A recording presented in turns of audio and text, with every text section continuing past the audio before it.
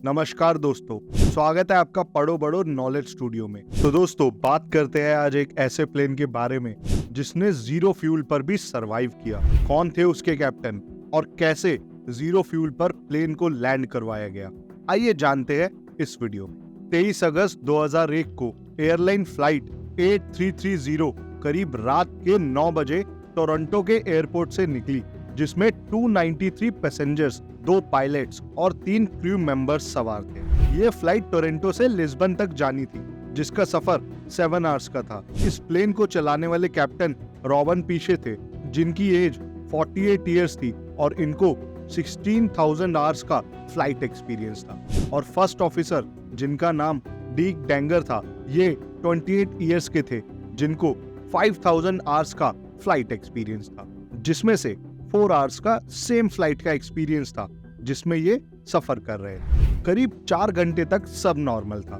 रात का टाइम था, सब पैसेंजर्स सो रहे थे और उसी दौरान कैप्टन की स्क्रीन पर कुछ अलग सिग्नल आता है, जो कि लो ऑयल का होता है। कैप्टन को लगता है कि स्क्रीन कुछ गलत इंडिकेटर दे रही होगी, लेकिन अचानक से प्लेन के राइट विंग में कुछ गड़बड़ होने लगती है, जो कि बिल्कुल भी नॉर्मल नहीं थी। लेकिन अब लो फ्यूल का सिग्नल मिलते ही कैप्टन को पता चलता है कि राइट विंग में फ्यूल कम होने की वजह से प्रॉब्लम हो रही है। इसलिए कैप्टन अपने कंट्रोलर से लेफ्ट विंग से राइट विंग में कुछ फ्यूल ट्रांसफर कर देता है, जिससे दोनों विंग्स इक्वली बैलेंस्ड हो जाए।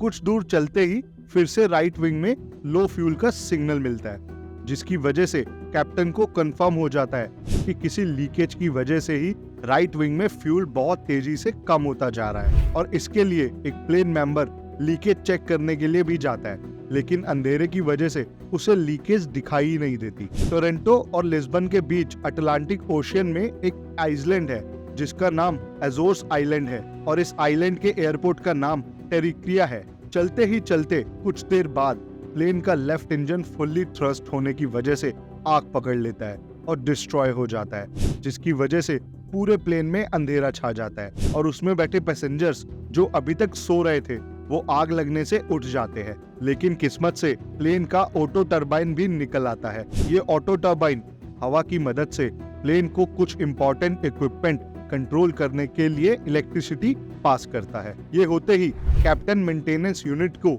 इसके बारे में बताता है और मेंटेनेंस यूनिट प्लेन की ऊंचाई कम करने के लिए बोलती है, जिसके लिए कैप्टन साफ इनकार कर देता है, क्योंकि अगर प्लेन को नीचे लेकर गए तो वो बंद होते ही सीधा ओशियन में जा गिरेगा। अब अजोर्स आइलैंड सिर्फ 15 किलोमीटर दूर था, लेकिन प्रॉब्लम ये थी कि प्लेन का एटीट्यूड, यानी कि प्लेन को लैंड करवाने के लिए प्लेन की ऊंचाई अब ज्यादा थी। इसके लिए कैप्टन रास्ते में ही प्लेन को 360 डिग्री घुमाकर प्लेन का एटीट्यूड कम कर देता है। नॉर्मली इतने डिस्टेंस पर एटीट्यूड 3000 फीट होना चाहिए, लेकिन अब भी प्लेन की ऊंचाई 5000 फीट थी और अब ये उतनी भी नहीं थी कि कैप्टन एक और बार 360 डिग्री घुमा सके। लेकिन अब जैसे तैसे कैप्टन ने प्लेन को लैंड करवाया, जो कि बहुत ही जोखिम भरा काम था। प्लेन के स्टॉप होते ही उसके लैंडिंग गियर में आग लग गई, जिसको वहां के एयरपोर्ट क्रू ने तुरंत कंट्रोल किया और सब सही सलामत आइलैंड पर लैंड हो गए, जिसके लिए कैप्टन को जीरो फ्यूल पर इतनी दूरी से